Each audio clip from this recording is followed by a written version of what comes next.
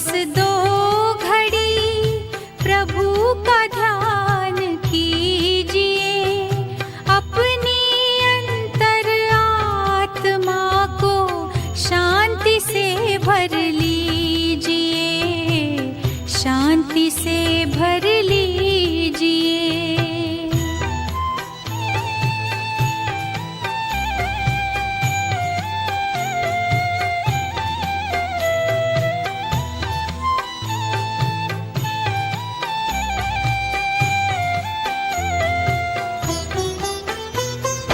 मानव जीवन में जैसे सत्कर्म का ज्ञान जरूरी है,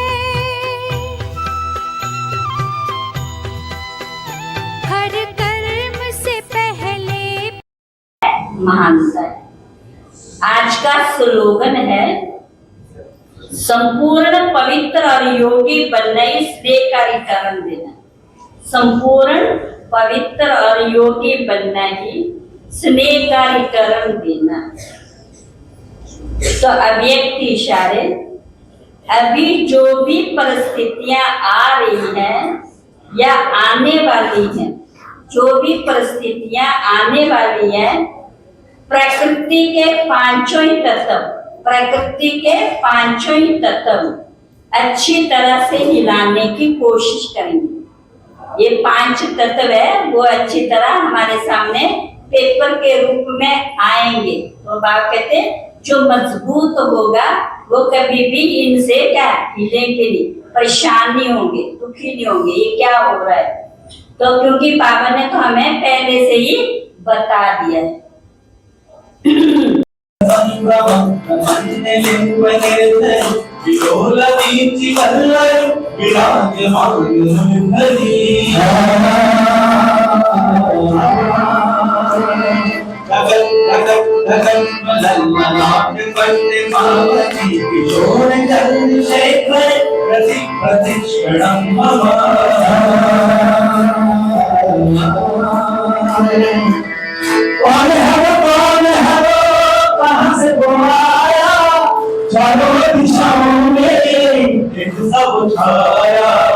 उसकी भुजाएं बदले कथाएं, भगीरथ तेरी तरफ चित्र चले देख जरा, ये विचित्र माया, ये विचित्र माया। अंदर बस्ती में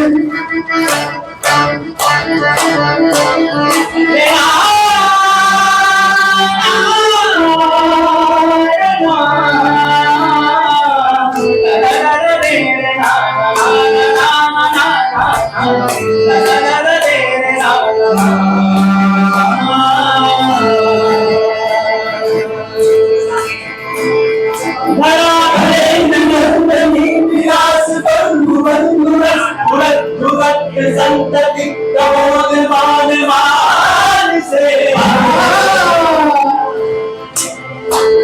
कृपा कटाक्ष धोरणी में दिगंबरे मनो विनोद में दुभक्ति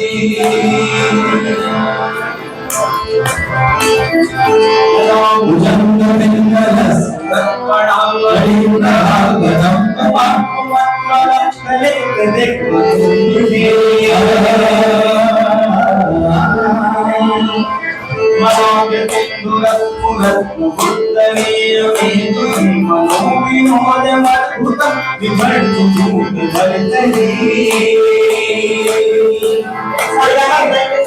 सभी तालियों के साथ कौन है वो कहां से वो आया, चारों दिशाओं में दिन सब उठाया, उसकी भुजाएं बदले कथाएं, भगीरथ तेरी तरफ चिंती चले देख जरा, ये विचित्र माया, ये विचित्र माया, ये विचित्र माया।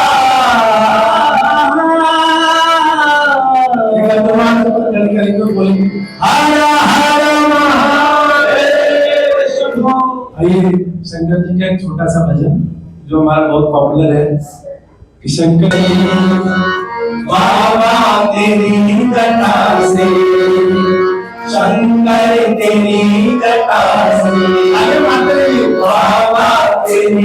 जटा से बहती है रंग धारा शंकर तेरी जटा से बाबा तेरी जटा से बहती है रंग धारा शंकर तेरी जटा से ओ शंकर तेरी जटा से बहती है रंग धारा शंकर तेरी जटा से बहती है रंग धारा अगली घटा के अंदर काली घटा के अंदर जिंदामणि मुतारा शंकर तेरी जटा से बाबा तेरी जटा से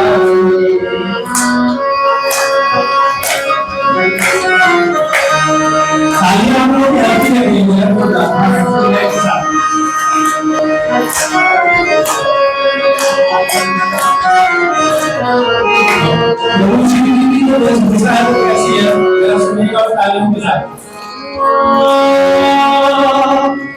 मुंड माने राधे शशि भान पर विराजे मुंड मान राधे शशि भान पर विराजे निनाद भागे निनाद भागे पर में त्रिशूल भारा शंकर तेरी जटा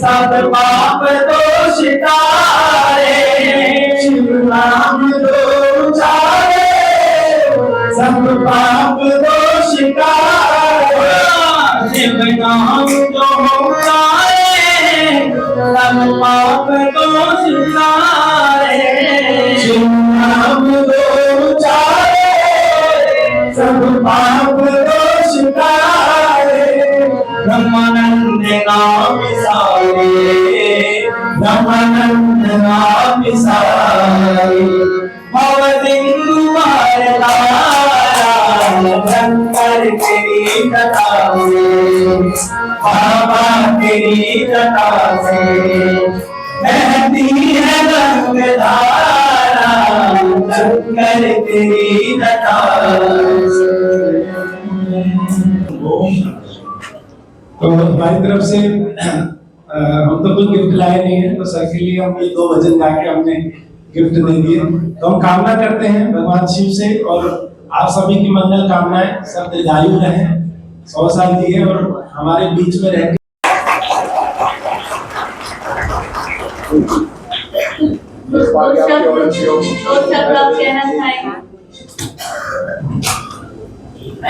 ओम शांति। मैं भी बाबा का ही बच्चा हूँ और 2001 से मैं ज्ञान में हूँ। तो यशपाल भाई से मेरी मुलाकात भी उसी समय हो गई थी जब मैं ज्ञान में आया। और पहली बार बाबा से मैं 15 नवंबर 2001 को मिला। उस समय डॉक्टर अब्दुल कलाम जी माउंट आबू में उपस्थित थे, जो उस समय वैज्ञानिक थे, राष्ट्रपति नहीं बने थे। तो बाबा ने उनको वरदान दिया था, मैं उस समय वही मौजूद था कि आपको भारतवर्ष की एक बहुत बड़ी जिम्मेदारी मिलेगी। तो मैं उसमें वहां मौजूद था, मिली, क्योंकि भगवान ने उनको वरदान दिया था। रेगुलर स्टूडेंट हूँ, लगातार क्लास भी करता हूँ, अमृत वेला भी करता हूँ। मैं 3:15 पर रेगुलर उठता हूँ सुबह। मैंने ये कुछ नहीं किया, क्योंकि जीवन में अगर परिवर्तन चाहते हैं कोई भी व्यक्ति किसी भी क्षेत्र में, तो बहुत सारे जीवन जीने की तो बहुत सारी किताबें लिखी हैं, बहुत सारे फिलोसोफर हैं, बहुत सारे हमारे शास्त्र बने हैं, बहुत सारे पौराणिक कथाओं में भी हमें बहुत कुछ सुनने को मिलता है। लेकिन मैंने एक चीज प्रैक्टिकल में जो महसूस किया वो ये है कि पूरे जीवन काल में आप किसी एक अच्छी चीज का व्रत धारण करो। बहुत ज्यादा लंबी लिस्ट में जाने की आवश्यकता नहीं है, एक चीज पकड़ लीजिए बस मात्र। जब आप एक अच्छी चीज पकड़ लेंगे तो अच्छी चीजों का भी एक परिवार होता है। जैसे बुरी चीज का एक परिवार होता है, आप किसी बुराई को पकड़ लो तो बुरी चीज का भी बहुत बड़ा परिवार होता है। उसको कहते हैं जैसे माया की माया का बहुरूपी परिवार है, ऐसी अच्छाई का भी बहुत बड़ा परिवार। तो मैंने ये नियम बनाए कि एक तो जो बाबा का भोग लगेगा बृहस्पतिवार को, 2-3 नियम मैंने बनाए। तो मैं बृहस्पतिवार को बाबा की जो भोग की माला है, मैंने बहन जी से रिक्वेस्ट किया कि मैं भिजवाऊंगा रेगुलर, चाहे कुछ भी हो जाए। तो मैंने पकड़ा, अच्छा नियम पकड़ा है, हर बृहस्पतिवार को बाबा के यहाँ माला देने का नियम बना। दूसरा, सुबह अमृत वेला जरूर करता हूँ, जब कुछ हो जाए, चाहे मैं कितना भी लेट हो जाऊं, लेकिन सुबह का अमृत वेला कभी मिस नहीं करता। इसलिए कहता है कि मुझे ऐसा चढ़ता है कि भगवान स्वयं हमसे उस समय मिलने के लिए आते। हम किसी राजनेता के साथ, किसी सेलिब्रिटी के साथ एक फोटो खिंचवा लेना तो कितना मजा चढ़ता है, सोशल मीडिया पर डाल के बड़ा खुश होते हैं और सबको दिखाते हैं, देखो मेरे संबंध इनसे। लेकिन जो साधु महात्माओं को भी नहीं मिला, बड़े बड़े विद्वानों को भी अपने सही एक्चुअल रूप में नहीं मिला, वो हमें मिला। तो हमें पता होना चाहिए कि हमें सुबह के समय कौन मिलने के लिए आता है। एक एक बच्चे के पास भगवान मिलने के लिए आता है, तो कितना बड़ा बेबी है कि हमारे पास मिलने के लिए आता है, तो हमें कितना ज्यादा चढ़ना चाहिए। और ऐसे समय पर हम सोए रहे या गफलत करेगी, कोई बात नहीं, जो है सुबह उठकर के क्लास में जाकर के अपना मोटे पढ़ लेंगे, योग दिन में कर लेंगे, नहीं, वही समय सबसे बेस्ट है। क्योंकि हम भगवान का स्वागत करें सुबह के समय। आप दुनिया की कोई भी ऐसी चीज नहीं जो आप नहीं पा सकते, लेकिन उसके लिए समय निर्धारित करना पड़ेगा, सही संकल्प करने पड़ेंगे। जब एक दो चीजें आप जीवन में अपना लेंगे, अच्छी चीजों का आना शुरू होगा, तो उनका भी परिवार है, अच्छी चीजों का तो वो भी अपने आप आने शुरू होगा। उसी तरह मैं भी राजयोग का अभ्यास करता हूँ। यशपाल भाई का ये अच्छा कार्यक्रम जो रिटायरमेंट का, इन्होंने बहुत सेवाएं की मेरे साथ। और देखिए, ये तो बड़े सौभाग्यशाली है कि इन्होंने अपना कुमार जीवन, पूरा जीवन बाबा के यज्ञ में समर्पित किया है। मैं तो समझता हूँ, मुझे भी ज्यादा जानकारी नहीं थी, मैं तो यहाँ पहली बार इस भोट में आया हूँ। मुझे संभव ऐसा लगता है, तो मेरा अपना एक अनुभव है, इसमें भी भाई साहब की बहुत बड़ी भूमिका रही होगी इस वाले वोट बनाने में, जहां तक मुझे लगता है, मुझे नहीं पता जाता है, बहुत बड़ी भूमिका रही होगी। क्योंकि इनको तो महल तैयार है, इनको तो महल बने बनाए मिलेंगे, और पीछे हम भी नहीं है। क्योंकि मैंने भी 2003 में 200 बाबा का एक घर गरिमा गार्डन में बनाने की निमित्त बना था। उससे में रमेश भाई थे, मामला मुझे ट्रस्टी है, गुलजार दादी, बड़ी दादी, उन सबके बीच मुझे पालना मिली। और मैंने भी जो है, मुझे गुलजार दादी ने वरदान दिया, जब मैं गया आश्रम जी, तो गुलजार दादी ने कहा कि भाई आप बड़े भाग्यशाली हैं, या बाबा की रूहानी गवर्नमेंट में आपका हिस्सा हो गया, आप रूहानी गवर्नमेंट में शेयर होल्डर हो गया, आपके महल तैयार। भगवान का जब वरदान मिला तो जरूर हमें निश्चय नशा रहा है कि हमारे महल वहां पर तैयार है। तो क्योंकि जब हम बातें करते हैं सत्युग के लोगों को लगता है कि कोई सपना दिखा रहे हैं, कोई इनकी कल्पना है मन की। ये कल्पना लगती है लोगों जब हम सत्युग की बात करते हैं, सत्युग ऐसा होगा। आप आज से 100 साल पीछे चले जाओ, 200 साल पीछे चले जाओ इतिहास में, तो इतिहास में जब आप जाएंगे, जब हम कारों में घूमते हैं, जो हवाई जहाज में यात्रा करते हैं, 100 वर्ष पहले हमारे भारतवर्ष में ऐसी चीजें कहाँ थी? घोड़ों से, ऊंटों से, बैलगाड़ी से यात्रा करते थे। अगर हम उस वर्ष में, जब राजा महाराजाओं का समय था, हम आज की उनको कल्पना बताते कि ऐसा भी समय आएगा कि हम विदेशों में वीडियो कॉल कर पाएंगे, 1 सेकंड में किसी को भी बात कर पाएंगे, पूरे विश्व के अंदर या आने जाने के लिए हम जो यात्रा तो 1-2 महीने की होती थी, हम 1-2 महीने की यात्रा होती थी, वो हम 1 घंटे में पूरी कर लेंगे। तो वो भी उनको कल्पना लगती है, ऐसे लोगों को सत्युग कल्पना लगता है। तो इसलिए जितना हो सके लोगों को समझाओ, सत्युग के बारे में बताओ, बाबा के बारे में बताओ। इन सब सेवाओं का भाई साहब एक बार आपको बहुत बहुत बधाई देता हूँ। आप इसी प्रकार बाबा की सेवा में लगे रहे। आप सबका बहुत बहुत धन्यवाद। मैंने ज्यादा सेवा ये भी हंसा करके थोड़ा कम लोगों को जरूरी है, और क्योंकि मैं अभी ने भाई बहनों के बीच में थोड़ा बोला, मैंने जो है बहुत बहुत बधाई आपको।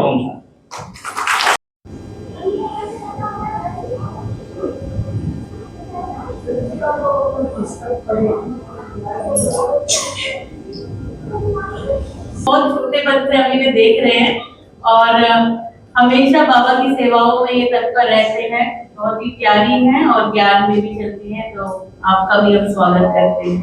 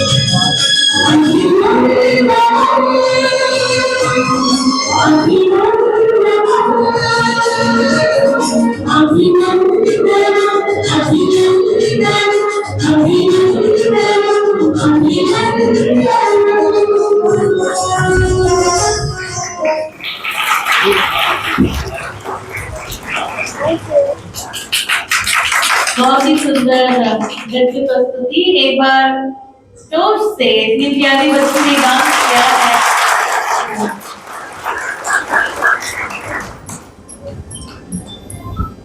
करते हैं स्टेज पर वो आए और अपना स्थान ग्रहण करें।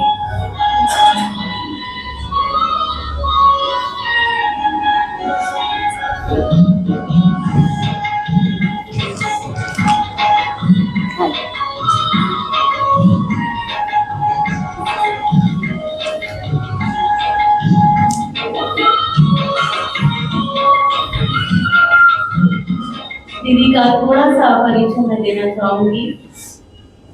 दीदी पिछले 16 वर्षों से राजयोग का अभ्यास कर रहे हैं। आपने एजुकेशन में बीटेक इलेक्ट्रॉनिक्स किया है और आपने as a network engineer ministry of IT government of India में United Nations Italy and HCL technologies में पिछले 10 सालों से आपने अपनी सेवाएं दी हैं। आप कॉर्पोरेट ट्रेनर भी रहे हैं। आप निरंतर कॉर्पोरेट में अपनी स्पिरिचुअल टीचिंग्स को प्रस्तुत करते रहे हैं। साथ ही आप यूथ विंग और आईटी विंग के भी मेंबर हैं और यूथ को आप हमेशा स्पिरिचुअल टीचिंग्स द्वारा प्रेरणा देते रहे हैं। तो ऐसी महान हस्ती हमारे बीच में है। आज वो हमारे साथ कुछ अपने अनुभव शेयर करेंगे, अपने जितने भी उनकी शिक्षाएं हैं एक तरीके से हम कहें तो हमारे साथ साझा करेंगे और उनका टॉपिक है राजयोगा इन प्रोफेशनल लाइफ। तो हम सभी उनको सुनेंगे और हम लाभान्वित भी होंगे। दीदी का एक बार बहुत दिल से स्वागत करते हैं और इससे पहले सब कुछ शुरू करें हम सरिता बहन को भी निवेदन करते हैं कि वो उनका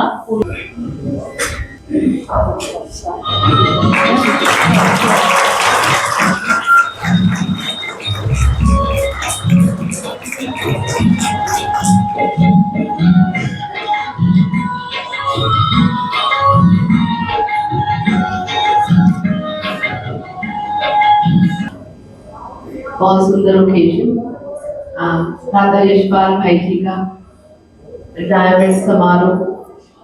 दुनिया के हिसाब से तो जब रिटायरमेंट का दिन आता है तो व्यक्तिगत उस पर्सन के लिए वो एक समारोह नहीं, लेकिन एक क्वेश्चन मार्क होता है अब आगे क्या। और चाहे फेयरवेल की सेलिब्रेशन दुनिया कर रही होती है, परंतु उनके लिए पर्सनली होता है अब आगे का जीवन बिना जॉब के या बिना रूटीन के कैसे बीतेगा। लेकिन यहाँ हम देख रहे हैं कि भाई यशपाल जी ने अपने जीवन में ही बहुत कमाई कर ली। प्रिंसिपल की पोजीशन एक पोजीशन मात्र न रहकर उनके लिए आत्मिक कमाई का साधन बना। और अभी अभी हमने ग्रुप को देखा कि तीनों ही बच्चे एक उनके साथ ही रहे और 2 स्टूडेंट्स के रूप में उनके साथ रहे। बहुत बड़ा योगदान रहा उनके जीवन में आज इस मुकाम पे वो है भाई जी के सहयोग का, कि उन्होंने उनको फ्रीडम दी। कहा इन्होंने कभी इंटरफेयर नहीं किया। जाने दे, उस फीलिंग को जाने दे, चाहे और खुशी की है, सुख की है और शांति की है, संतुष्टता की है, उसको अंदर जाने दे। ये मेरा नया स्वरूप है और उसको फील करे, बिल्कुल सामने खड़ा है। उस फीलिंग को दिल की गहराइयों में जाने दे, जाने दे, फील करे और चेहरे पे वो मुस्कुराहट ले आए कि मेरा वो नया वर्जन मैं बन गया हूँ। ले आए उस मुस्कुराहट को, कोई डाउट नहीं, कोई संशय नहीं, होगा नहीं होगा कुछ नहीं, मैं बन गया, संशय नहीं है। संशय फेलियर से भी बड़ा पॉइजन है। कल आप सफल नहीं होंगे अलग बात है, लेकिन संशय डाउट नहीं है। यस, यही मेरा नया वर्जन है। हाँ जी, हो गया। दोबारा से हाथ खड़ा करेंगे। मैंने अपना नया वर्जन देख लिया, मिल लिया उसे। वेरी गुड, और अच्छा। अब 2026 में क्या करना है? छोटे-छोटे स्टेप्स। दिनचर्या हमारी वही रहेगी, जिसका बिजनेस है, जिसकी जॉब है, परिवार को संभालना है, आपकी दिनचर्या सब कुछ वही रहेगी। लेकिन अंदर चलेंगे संकल्प, और उन संकल्पों में बहुत सारा वेस्ट भी होता है, नेगेटिव भी होता है। अब मैंने अपने संकल्पों को इन्वेस्ट करना है। जैसे पैसे इन्वेस्ट किए जाते हैं, ऐसे ही संकल्प भी इन्वेस्ट किए जाते हैं। आपको पता है, किसको पता है संकल्पों की इन्वेस्टमेंट होती है? संकल्पों की इन्वेस्टमेंट होती है। ये 2 अगर पौधे हैं, मैंने अगर इसमें इन्वेस्ट किया संकल्प को, तो ये पौधा बढ़ जाएगा, और इसमें कम इन्वेस्ट किया तो ये सूख जाएगा। ऐसे हमारे जीवन में संकल्पों की इन्वेस्टमेंट होती है। तो एक लॉ ऑफ यूनिवर्स है, उस लॉ को कहा जाता है where thought goes energy flows. जहाँ आपके संकल्प जाते हैं वहां सारी शक्ति जाती है। बहुत बहुत बहुत प्रैक्टिकल है। जितना हमें पैसों के लिए चिंता होती है कि भाई पैसे मेरे वेस्ट नहीं आने चाहिए, उससे हम अपनी लाइफ में जो अनुभव के आधार पे आपको बता रहे हैं, करोड़ों गुना ज्यादा संकल्पों की इन्वेस्टमेंट इम्पोर्टेंट है। कहाँ मुझे उसको इन्वेस्ट करना है, क्योंकि अगर मैंने अपनी लाइफ में संकल्पों को नेगेटिविटी की तरफ इन्वेस्ट किया तो वो तथास्तु में बढ़ेगी। आपसे एक प्रश्न करेंगे कि मेरे जीवन में बहुत सारे पैरामीटर्स हैं खुशी के लिए। मेरे बच्चे ठीक हो, मेरा शरीर स्वस्थ हो, बिजनेस सही हो, गाड़ी सही चल रही है, तब मैं खुश हूँ। उसमें से एक भी चीज ठीक नहीं होती है, बच्चे को कुछ हो जाता है तो क्या होता है? खुशी गायब। जॉब में, बिजनेस में कुछ हो जाता है तो क्या होता है? खुशी गायब। रिश्ते में कुछ ऊपर नीचे हो गया तो खुशी गायब। किसी ने मुझे कुछ कह दिया तो खुशी गायब। पोल्यूशन बढ़ गया तो खुशी गायब। तो इतनी सारी बातें हैं, उनमें से कुछ एक भी घटना होती तो खुशी गायब। ठीक है? इसका मतलब जब तक ये 100 चीजें ठीक ना हो, तब तक हम संपूर्ण संतुष्ट और संपूर्ण खुश, ये कंडीशन रखी हुई है ना। ये तो कितनी इम्प्रैक्टिकल है। अपने लिए कितनी भारी कंडीशन रखी हुई है हमने कि जब तक ये 100 बातें ठीक ना हो तब तक हम खुश रहने के अधिकारी ही नहीं है। ऐसे ही है, ऐसे ही है, प्रैक्टिकल है ऐसे ही ना, ये है ना कि आप अपने ऊपर रहम कर सकते हैं। रहम करें, थोड़ा रहम करें 100 में से बस 99 अगर हो जाए तो हम खुश हो जाएंगे, ऐसा रहम करें। या 100 में से 50 बातें ठीक है तो मैं खुश, रहम करें। कितना रहम करें बताओ? 100 में से अगर 50 ठीक नहीं है, 50 ठीक है तो मैं खुश, कितना रहम करें? थोड़ा आंसर एक भी ना हो तो वेरी गुड।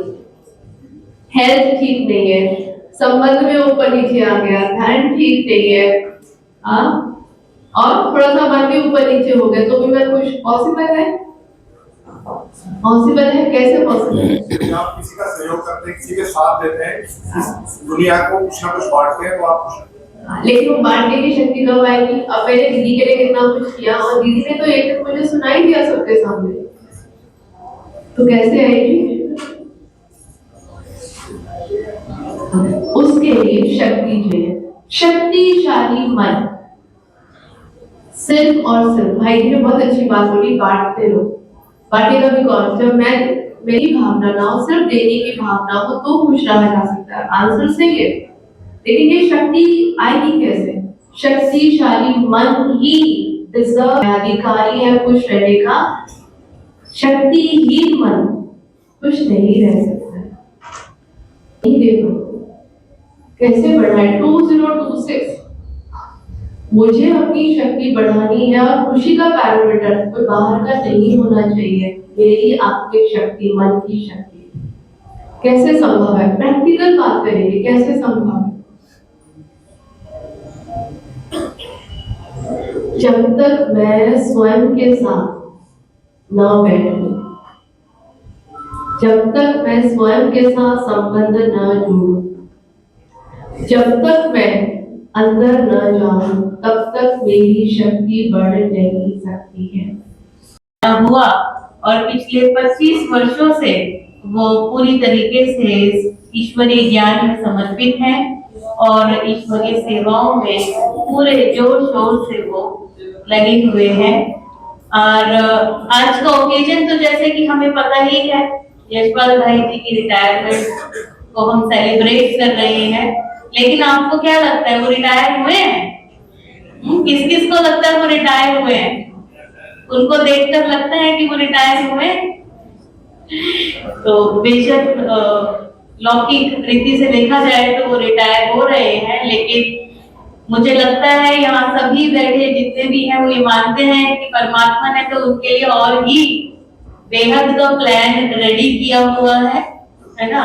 जितनी भी सेवाएं वो अभी तक देते आए हैं, अब और ही जा रहे हैं, बेहद की सेवाओं के द्वार खुलने जा रहे हैं।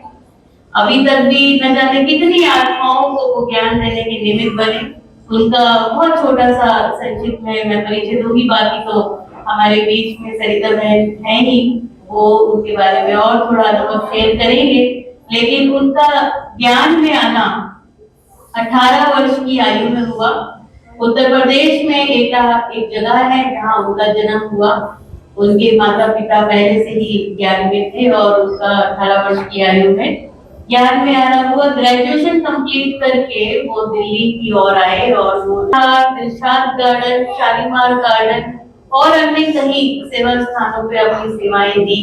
और 2001 में जब उन्होंने यहाँ पर शालीमार गार्डन में अपना घर लिया, यहाँ से गीता पाठशाला की शुरुआत हुई और तब से सरिता बहन भी इन सेवाओं से जुड़े। दोनों ने मिलकर ही इस छोटी सी बगिया को इतने बड़े एक तरीके से विस्तार को कहें या हम तो वटवृक्षी कहें कि इस तरह से फैलाया। तो ये दोनों की ही अथक सेवा का ही फल है जो आज हम देख रहे हैं। तो भाई साहब ने अब आज की तारीख में अगर देखा जाए तो 1 BHK फ्लैट था जब ये शुरू हुआ, लेकिन आज 4 गीता पाठशालाएं शालीमार गार्डन से जुड़ी हुई हैं। और इस हॉल की मुख्य रूप से देख रेख और इसका जो भी रेंट वगैरह जो भी जाता है उसकी भी पूरी तरीके से देख रेख यशपाल भाई जी कर रहे हैं। और क्या ही बोले उनके बारे में। मुझे लगता है यहाँ पर उपस्थित जितने भी हैं वो उनके निर्माणचित जो व्यवहार है उनका, हमेशा हाँ जी का पाठ जो है वो उससे सभी वाकिफ हैं। हमने कितनी परिस्थितियां देखी सेंटर में आई होंगी।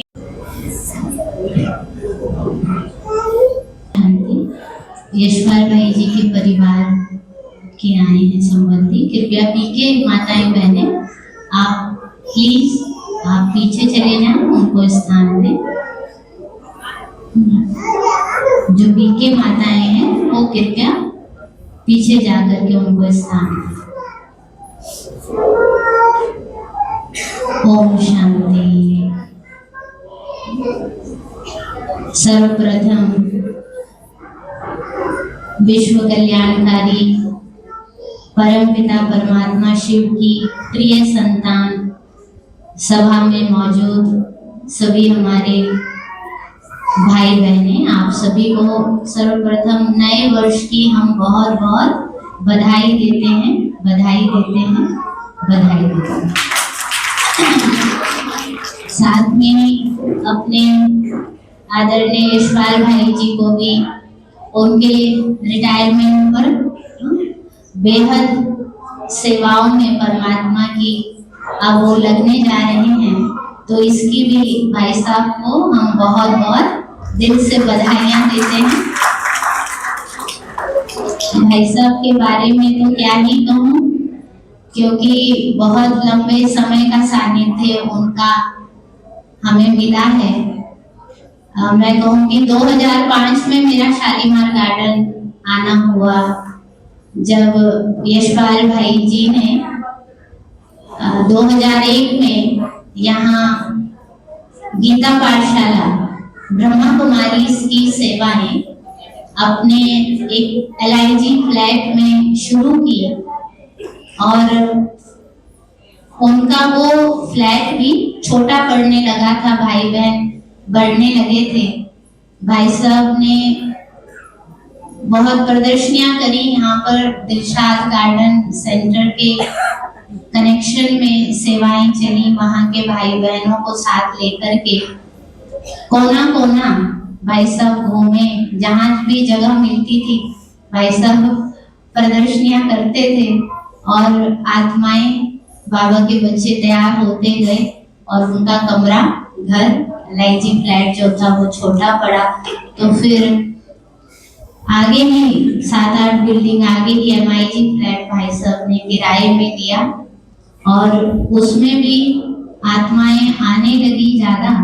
तो भाई साहब ने दीदियों को, हमारे बड़े दीदियों को रिक्वेस्ट की कि अब तो समर्पित बहन को आनी चाहिए, क्योंकि सेवाएं होती हैं, कोर्स के लिए नए लोग आते हैं। तो 2005 में हमारा शालीमार आना हुआ, और भाई साहब के साथ मिलकर के सेवाएं करी, तो हम यही देखा कि भाई साहब के अंदर सेवाओं का बहुत उत्साह है, उमंग है, परमात्मा से बेहद प्यार है।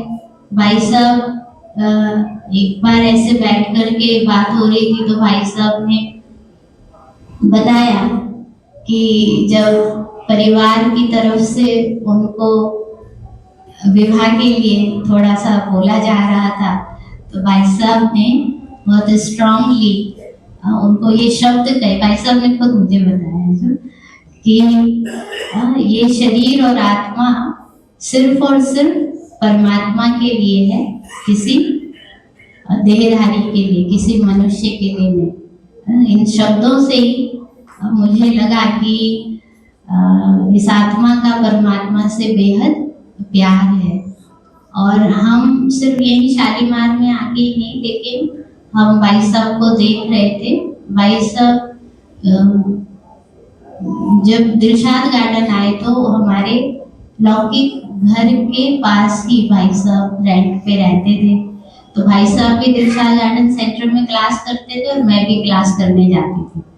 तो मैं तो बन गई ब्रह्मा कुमारी टीचर। भाई साहब भी टीचर हैं, हम ऐसे नहीं समझते। भाई साहब तो लौकिक में भी टीचर हैं और ज्ञान में भी हमारे से ज़्यादा अनुभवी हैं। इस ईश्वरीय ज्ञान के अनुभवी हमसे ज़्यादा हैं, उम्र में भी बड़े हैं। तो भले वो क्लास करने आते थे, लेकिन यहाँ पर भाई साहब ने as a Brahma Kumari teacher के रूप में ही यहाँ पे कार्य किया, और हम तो मानते हैं कि हम उनके सहयोगी की तरह आए और हमें हमेशा भाई साहब ने आगे बढ़ाया।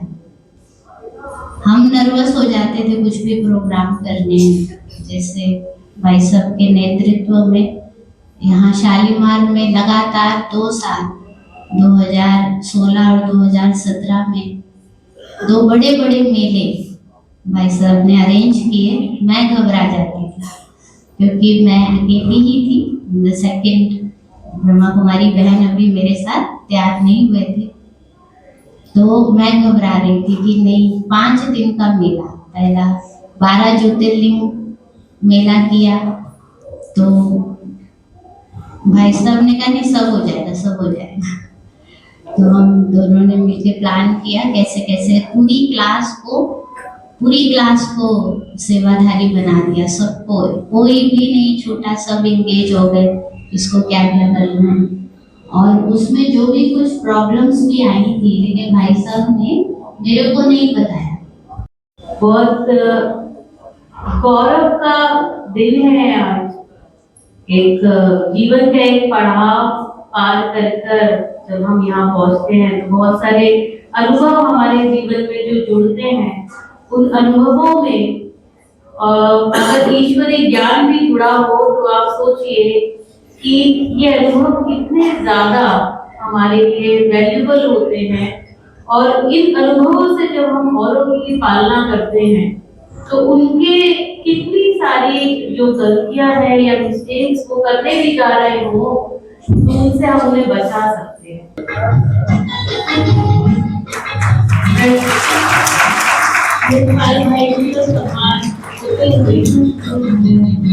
हम देख रहे हैं और हम सरिता बहन को भी रहा है पूरे मौत में डूबती है। हम सोनीता बहन जी को भी निवेदन करते हैं वो भी आए और सम्मान का हाथ करें।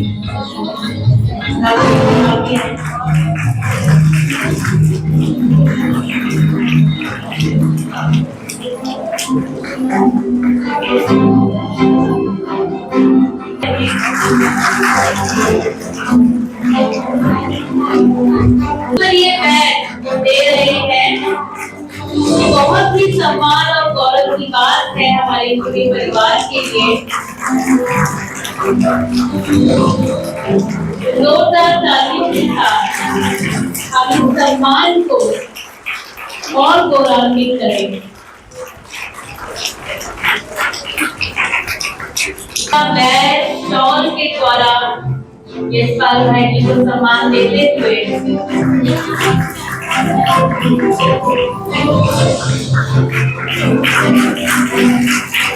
बहुत बहुत बधाई हम सभी की तरफ से यशपाल भाई जी को।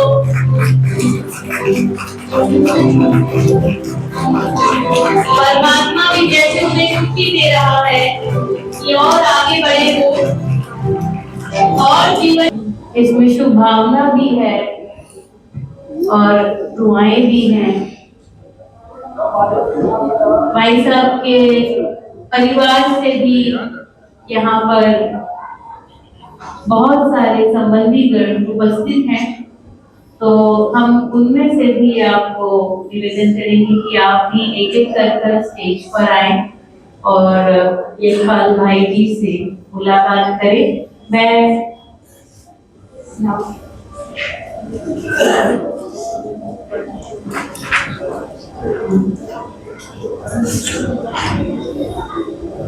इससे पहले कि हम सभी को स्टेज पर आमंत्रित करेंगे करके, हम उससे पहले यशपाल भाई जी के कुछ अनुभवों को सुनना चाहेंगे। तो हम निवेदन करते हैं होता है वहाँ हर चीज के लिए हम कॉम्प्रोमाइज कर सकते हैं। सबसे पहले तो मैं देख रहा हूं इसके एक जैसे फादर होता है, बच्चे को गाइड करता है, इसी प्रकार से मैं देख पा रहा हूं अभी अभी हमारे बीच पहुंचे हैं श्रीमान विनोद शर्मा जी। आपसे मेरी रिक्वेस्ट है कि मेरे साथ ही रह जाएंगे और मैं बीच में रहूंगा तो आपका वो प्यार मुझे और ज्यादा यहाँ पर अनुभव होगा।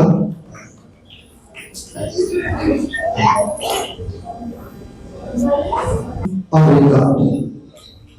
आपके साथ कुछ समय पूर्व ही कार्य किया है और अपने उस कार्यकाल को और स्मूथली उसको पूरा कर पाया। साथ ही साथ मैं देख पा रहा हूँ मेरे पूर्व प्रबंधक श्रीमान नरेंद्र पाल जी, आपका भी इस गैलरी में बहुत बहुत स्वागत है, अभिनंदन है। प्राची बहने हैं, हमारी श्रद्धा बहने हैं, जिनके माध्यम से आपने अभी उनके कुछ मेरे प्रति कुछ शब्द सुने। सोनिका बहन ने आपको इस साल में कैसे खुश रहना है, खुशी का पासवर्ड मिल गया सभी को। मैं समझता हूं दुनिया में कोई भी ऐसा व्यक्ति नहीं होगा जिसको खुशी नहीं चाहिए। उन्होंने क्लियर नहीं कहा कि हमारे पास लिमिटेड एनर्जी है और जब तक वो एनर्जी नहीं हमें मिलेगी तब तक वो खुशी टेम्परेरी तो रह सकती है, टेम्परेरी आएगी, लेकिन परमानेंट हमारे जीवन में वो खुशी नहीं रह सकती। कि परमात्मा ने मुझे राइट टाइम पर राइट काम के लिए सेलेक्ट कर लिया और मेरा ऐसा मानना है कि दुनिया के किसी व्यक्ति के सिलेक्शन में गलती हो सकती है, लेकिन परमात्मा के सिलेक्शन में गलती नहीं हो सकती। परमात्मा हम सबका है, वो किसी जाति, धर्म, भाषा, कोई ऐसी बाउंड्री के साथ नहीं बना। हम उसको नाम अलग अलग ले सकते हैं, कोई गॉड कह सकता है, कोई ईश्वर कह सकता है, कोई अल्लाह कह सकता है, कोई भगवान कह सकता है, एक ही सत्य है। अगर हम उसको पहचान कर अपने जीवन में उससे संबंध जोड़ेंगे, तीन स्टेजेस होती है, एक परिचय और परिचय के बाद संबंध अपने आप जुड़ जाता है। आप लोग यहाँ तभी इतने उपस्थित हैं जब मेरे साथ आपका परिचय है। आप सभी से आग्रह है इस ईयर में हम सब उस परमात्मा के साथ अपने कनेक्शन को जोड़ें और परमात्मा को अपना साथी बनाएं। मैं कई बार फील करता हूं गॉड इज माय कंपेनियन। आप सोचो परमात्मा जिसका कंपेनियन हो उसको और कोई कंपनी की आवश्यकता है? इसका मतलब ये नहीं सारे परिवार से, समाज से कट ऑफ हो जाना, नहीं, उनके साथ हम और अच्छा रिलेशन निभा सकते हैं। लेकिन परमात्मा साथ होता है तो वो हर समय वो ताकत देता है। कैसे संबंधों को निभाना है, कैसे कार्यस्थल पर काम करना है, वो हमें ताकत मिलती है। तो आपसे ये एक्सपेक्ट करते हुए इस साल में हम उस परमात्मा से अपने कनेक्ट को, अपने कनेक्शन को जोड़ेंगे और अपने लाइफ को और एंथुसियास्टिक, खुशी से भरा, शांति से संपन्न, प्रेम से भरपूर, पवित्रता से संपन्न हम उसको बनाएंगे ही। क्योंकि परमात्मा हम सबसे क्या चाहता है? कोई भी फादर अपने बच्चे से क्या चाहता है? कोई भी फादर यही चाहता है कि मेरा बच्चा सुखी हो, खुश रहे, आनंदित रहे, मौज में रहे। तो परमात्मा हम सबका जो सुप्रीम फादर है वो भी यही चाहता है कि दुनिया का हर एक व्यक्ति, हर एक बच्चा, परमात्मा के तो हम सभी बच्चे हैं, हर एक बच्चा बहुत खुश रहे, शांति संपन्न रहे और हर प्रकार से वो खुशहाल रहे। तो परमात्मा भी हम सबसे यही चाहता है। तो मेरे दिल की भी इच्छा यही है कि जहाँ वो एक एक बैठे हैं कितने परिवार बैठे। अगर मैं यहाँ पर काउंट करूं तो लगभग 300-400 परिवार के मेंबर्स बैठे। एक परिवार के लिए एक आप लाइटिंग लैंप बन सकते हैं। परिवार में एक ही वो उजाला कर सकता है। परिवार की समस्याओं को समाप्त करने में आप अहम रोल निभा सकते हैं। परिवार का दूसरा कोई मेंबर या 2 मेंबर कोई कुछ डिस्टर्बेंस क्रिएट करते हैं, आप पूर्ण रहकर उस परिवार को संभाल सकते हैं। तो आप अपने परिवार में एक एग्जाम्पल सेट कर सकते हैं अपने बिहेवियर का। अपने उस परिवार को आप श्रेष्ठता की ओर, उस परिवार को सुखी और शांत परिवार बनाने में आप अहम रोल प्ले कर सकते हैं। मैं और क्योंकि मुझे लगता है मैंने अपना टाइम ज्यादा ही ले लिया है, तो फिर से इसी उम्मीद के साथ कि हम अपनी जर्नी परमात्मा के साथ शुरू करेंगे। मेरे लिए बार बार कहा गया कि मुझे गुस्सा नहीं आता या और चीजें आ जाता है। फैक्ट बात बता रहा हूँ आपको। मेरे स्टाफ के लोग कभी बैठे होंगे, कोई तो यहाँ से बता देंगे कि उनके साथ भी गुस्सा किया होगा। इसलिए मैं फेक फाउंडेशन पर नहीं करने वाला। आप मुझे कितना ही कह देंगे, फिर भी मैं अपना इंट्रोस्पेक्शन करने वाला हूँ। मुझे उस पर काम करना है, क्योंकि जर्नी है, लाइफ की जर्नी है। व्यक्ति कुछ सुधार करता है, कुछ कमियां रहती हैं, धीरे धीरे उस पर काम करता रहता है, तो वो चीजें ठीक। पहले थोड़ा सा टाइम कम मिलता था, अब ज्यादा टाइम मिलेगा, उससे ज्यादा दे पाऊंगा और दूसरों को ज्यादा दे पाऊंगा। इस प्रोसेस में मैं रहूंगा। मैं अभी 4 दिन पहले अपने स्कूल में गया था। पहले मेरा ऑफिस 20 बाई 20 का था। अब मेरे ऑफिस आकाश मेरे ऑफिस की छत है और धरती पूरी मेरे ऑफिस का फ्लोर है। विदाउट बाउंड्री यहाँ तक मैं हर एक के लिए कल्याण का अच्छा महान सोच पाऊंगा और उनके जीवन में कुछ में इग्नाइट कर पाया, कुछ उनको पॉजिटिविटी की ओर कुछ दे पाया। उस कार्य में मैं अपना हर पल, मैंने तो यही अपने आप से संकल्प किया है कि हर पल हर क्षण उस कार्य में लगाऊं। तो आप सबसे यही एक्सपेक्ट करते हुए फिर से आपका बहुत दिल से, हृदय से बहुत बहुत thanks. Thank you very much.